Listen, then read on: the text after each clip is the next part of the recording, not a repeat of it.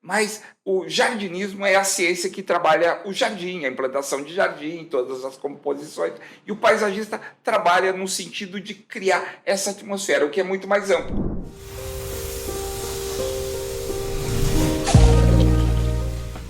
Olá!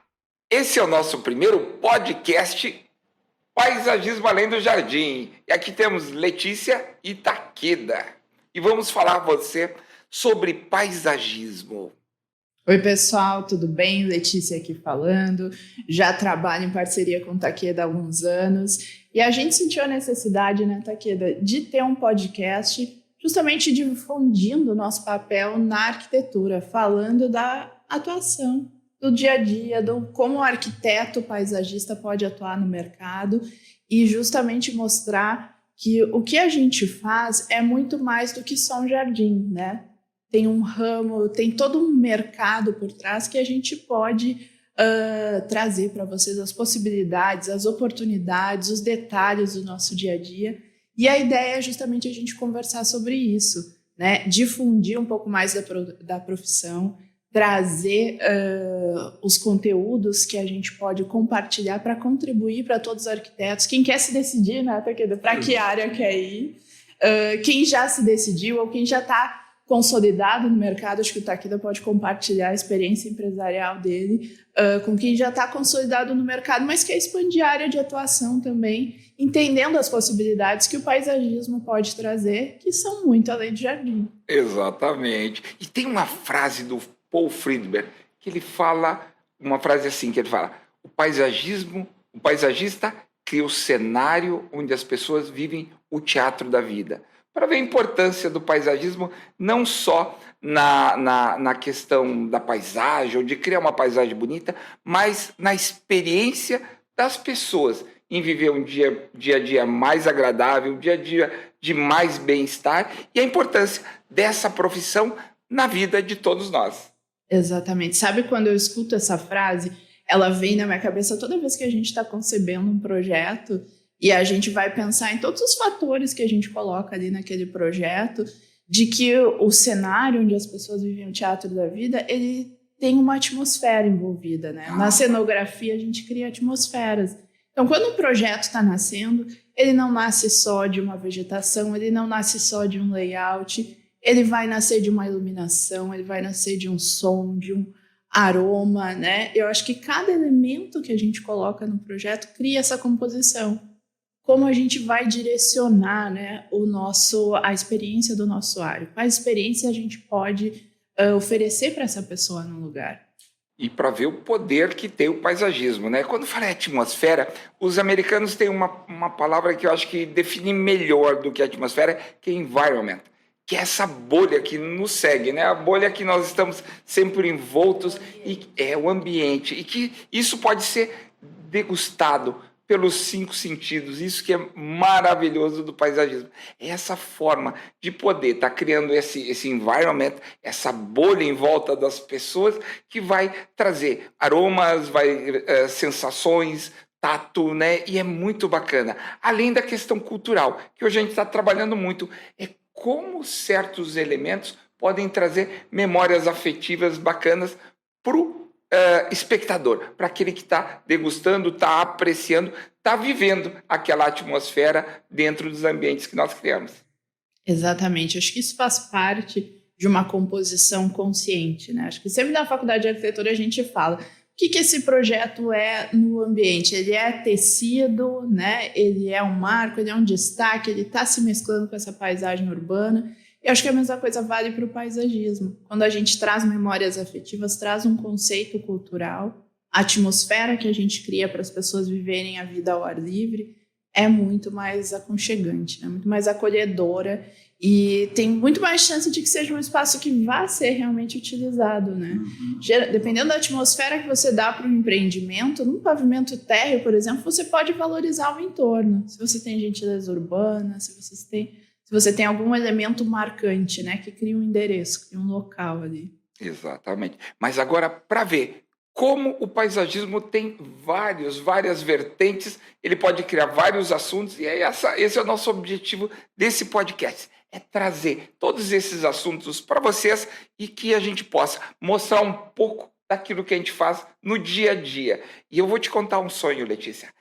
Isso que eu estou falando agora, isso que a gente está fazendo agora, é um sonho muito antigo, né? Eu sempre tive o sonho de ser radialista, estar falando com o microfone e estar falando para outras pessoas. E é um prazer estar contigo aqui, Letícia, criando e fazendo o meu sonho pessoal, que é ter um podcast. Eu acho que sempre quis ser radialista, por isso que é uma coisa muito bacana. Apesar dessa voz, que não ajuda muito, mas fazer um podcast. Então, é muito bom, obrigado por essa oportunidade de estar fazendo contigo esse podcast. Vamos lá para o assunto do nosso podcast de hoje, que é exatamente a atuação do arquiteto nesse mercado de paisagismo. É um mercado muito amplo, nós já trabalhamos há 38 anos nesse mercado, então a gente vai falar um pouco da história e a Letícia vai falar também da atualidade. Então essa mescla entre trabalhar a questão do como era e de como está sendo feito vai ser uma das tônicas que nós vamos trazer em todos os capítulos do nosso podcast. Vamos lá, qual é a atuação do arquiteto no paisagismo? Aí fale um pouco aí de toda a experiência que você teve na nossa empresa, como é que você vê essa questão das possibilidades do arquiteto estar trabalhando como paisagista? Exatamente. O papel do arquiteto no paisagismo ele vai muito além de você só compor uma vegetação. Se você está trabalhando num ramo como o nosso, que é a incorporação imobiliária, por exemplo, você precisa entender de arquitetura de edificações, você está montando um sistema de lazer. O arquiteto paisagista, ele trabalha montando sistemas de lazer e isso entra a arquitetura, entra a parte construtiva, né? A gente chama de arquitetura paisagística, entra a parte de vegetação, que a gente também adora, de composição com esses elementos. E também tem um trabalho muito legal que a gente faz, que é um dos meus prediletos, que é a arquitetura de implantação, que é parte do princípio de que o paisagista tem bastante experiência, né, e tem a expertise de trabalhar os terrenos. Então, às vezes, a gente faz empreendimentos, essa é a nossa diversão, né, são os projetos terapêuticos. A gente encaixa 26 torres num terreno, a gente já trabalha junto com terraplenagem, já faz otimização para esses platôs de um terreno, para cortar custo, para que o paisagismo depois fique mais agradável. E o projeto ele já nasce como um todo, né? O paisagista, nascendo como paisagista, a gente já consegue acertar os caminhos, minimizar aquele mundaréu de rampa, aquelas coisas. Dá para fazer um projeto mais integrado com o terreno natural, o que sai mais econômico, né? Exato. E mais confortável para quem vai usar a área externa, porque tá com essa visual de atmosfera, né? De criar um ambiente. E ver como é a versatilidade. Então, aí vai o primeiro conceito. O paisagista faz um trabalho que é muito além do jardim, porque o jardinismo, que seria o conceito correto, né, dessas pessoas, e que geralmente é o conceito que permeia, o paisagista é um jardineiro, né? Eu até brinco que eu sou um jardineiro, porque eu comecei a minha carreira sendo jardineiro, mas o jardinismo é a ciência que trabalha o jardim, a implantação de jardim, todas as composições, e o paisagista trabalha no sentido de criar essa atmosfera, o que é muito mais amplo. Então, desde a questão da implantação, né, do landscape, que traz essa atmosfera, até itens muito peculiares dessas áreas externas, que são também trabalhados com as áreas internas, que é a iluminação, o wayfinding, né, são todos elementos que, no conjunto, criam essa atmosfera tão bacana. Mas vamos lá, a atuação do paisagista. Como você vê o mercado hoje para um paisagista que quer começar hoje? Eu acho que essa dica eles querem saber. Quais são os mercados maiores, tem grandes mercados que o paisagista está atuando? A gente tem a vertente que sempre tem trabalho, que é a do paisagismo residencial. Exatamente. Tem o mercado que a gente atua, que é do paisagismo para incorporação imobiliária, né? E eu acho que, além dessas possibilidades, tem também... A gente pode pensar essas possibilidades em termos de profissão. Porque a gente falou muito aqui no arquiteto, que é o nosso caso, somos 2 arquitetos, mas também tem área de atuação para designers, tem área de atuação para quem é técnico em paisagismo, né? Trabalhar Tem o pessoal da agronomia também, engenheiro agrônomo atuando que na também área trabalha. e que faz trabalhos muito interessantes. A gente já trabalhou em parceria com vários desses profissionais. Eu acho que a gente pode também trazer aqui em mais detalhe no próximo podcast, nos nossos próximos capítulos, como cada profissão pode atuar. Bem bacana. E voltando para a arquitetura, também tem a possibilidade dos arquitetos de interiores incorporarem nos elementos. Acho que design biofílico é uma tendência atual, com esse nome. Já existia antes, mas com esse nome a tendência agora é design biofílico. Então, principalmente o pessoal de interiores pode se inserir nessa área, né? Eles podem entrar. O verde está cada vez mais popular nos ambientes corporativos, né? Nos ambientes de trabalho, dentro das casas. Então, esse equilíbrio, essa experiência da natureza, direta ou indireta, faz parte também. Os arquitetos de interiores estão convidados, né, a vir com a gente explorar esse... Exatamente. Inclusive agregando, né, essa capacitação, né, no seu trabalho, e não só fazendo a questão do mobiliário, a questão interna da atmosfera interna, mas compor ela com verde, que hoje é fundamental. E já deixando spoiler aqui, que logo nós vamos falar do Congresso Brasileiro do Design Biofílico, que nós vamos falar para vocês aqui, que é uma novidade, né? Já está chegando, né? Mas vamos lá. Dentro da atuação do arquiteto paisagista, então, tem desde a área residencial, tem a área de incorporação, área hospitalar, área de paisagismo na área de trabalho, que é muito importante, né, em trazer bem-estar, na área escolar, na área do urbanismo, né? Tão importante a questão da vegetação no urbano, nas praças e parques. Então, tem uma série de atividades, uma série de áreas para nós atuarmos como paisagistas que estão cada vez mais se desvendando, né? E a população está vendo a necessidade da contratação desse projetista. E que está faltando, né? Eu sempre falo, né? Por que contratam, né, a nossa empresa, que nasceu aqui no Rio Grande do Sul? Nós trabalhamos em todo o país, nós trabalhamos em 24 estados. É porque está faltando profissionais, estão faltando profissionais. E uma das nossas metas, o nosso... Oceano azul aí, Exatamente. Um dos nossos propósitos, né?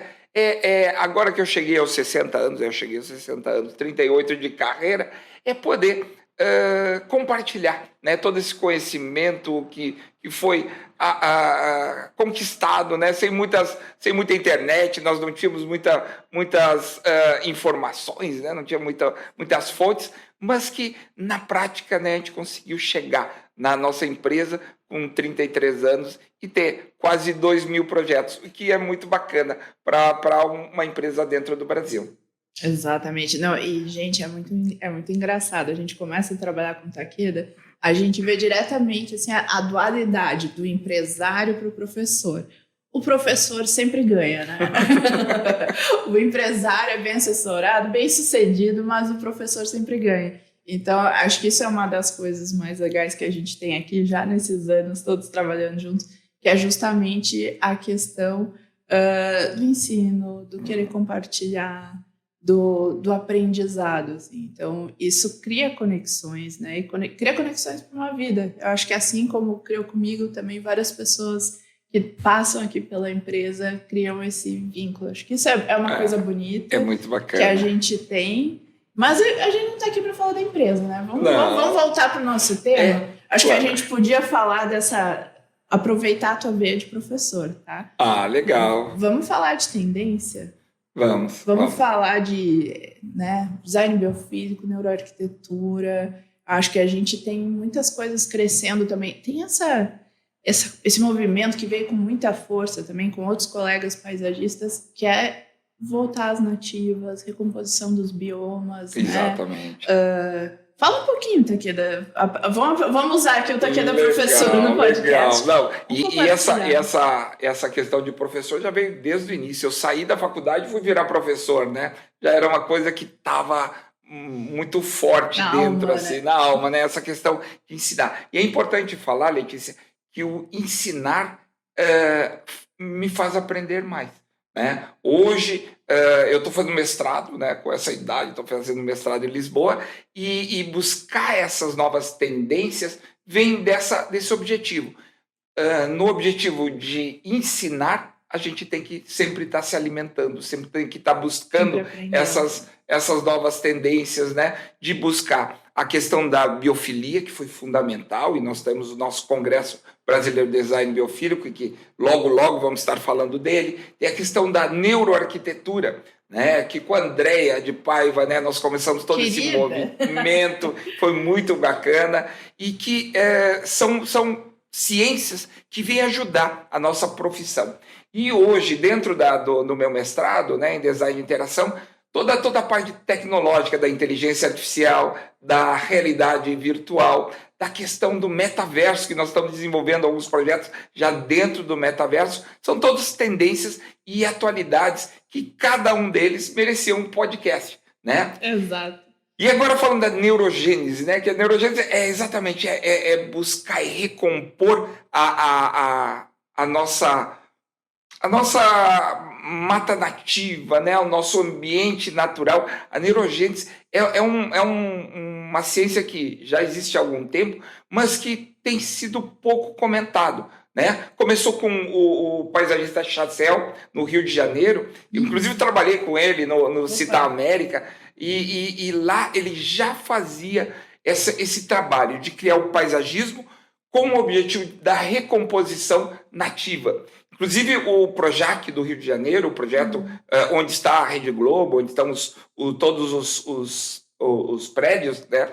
Que, inclusive, nós fizemos visitas ao Projac também, projeto lindíssimo do Chassel. Ele faz todo esse trabalho de trazer as nativas. Então, não é uma coisa nova, é uma coisa que já está há muito tempo. Começou com o nosso mestre Bulemax, né? E buscando as nativas no campo para fazer um paisagismo que tivesse essa conotação de utilização das nativas para que elas pudessem sempre estar viçosas. Ele falava uma frase que eu nunca me esqueci: as plantas bonitas são as plantas nativas porque elas são mais viçosas. Elas vão se desenvolver muito melhor nesse adaptação, campo. Né? Adaptação, né? Não tem o trauma de mudança de bioma, de adaptação, e é um paisagismo mais exatamente. Econômico. Então, E quem está pesquisando referências também já pode anotar esses dois nomes, né? Se tem alguém aqui que é estudante, que está começando o paisagismo, Burle Marx e Chassel. Fernando Chassel, sem dúvida, dois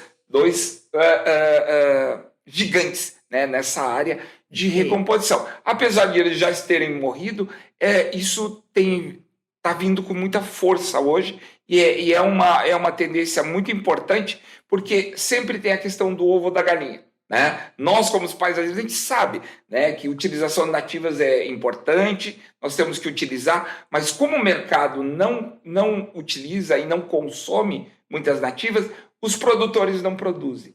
Então, a questão de nós desenvolvermos esse processo de utilização das nativas faz com que os produtores também, né, comercialmente, eles produzam essas plantas para a gente. Então, criação de demanda. De demanda. Então, essas são as tendências principais hoje na nossa área de paisagismo, que nós vamos trazer cada uma em um dos capítulos do nosso podcast, para que vocês fiquem cada vez mais atualizados desse processo de como criar atmosferas diferentes para as pessoas viverem o teatro da vida. Exatamente isso. Eu acho que veio tanto tema, veio tanta coisa nova.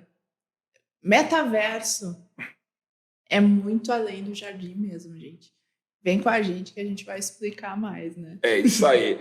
Obrigado pela audiência de vocês. A gente está aqui iniciando esse nosso podcast Muito Além do Jardim e esperamos trazer muitas novidades para vocês. Espero que gostem, pessoal. Beijão. Beijo. Tchau, tchau. Tchau, tchau.